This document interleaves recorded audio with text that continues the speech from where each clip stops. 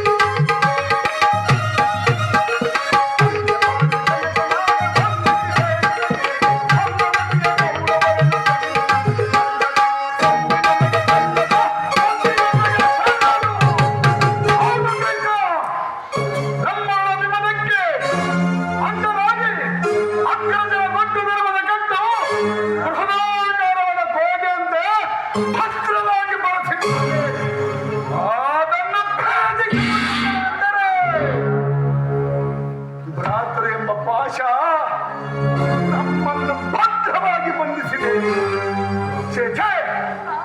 ಧಿಕ್ಕಾರ ನನ್ನ ಜನ್ಮಕ್ಕೆ. ಅಂದರೆ ನೀನು ಸಂಧಿಗೆ ಸಂಬಂಧಿಸಿದ ನೀನು ಅರ್ಜುನ ವಾಸುದೇವ ಅಗ್ರಜನ ಮಾತನ್ನು ಓದಿಸಿ ನಮ್ಮನ್ನೇಕೆ ಸಜೀವವಾಗಿ ಕೊಲ್ಲುವೆ?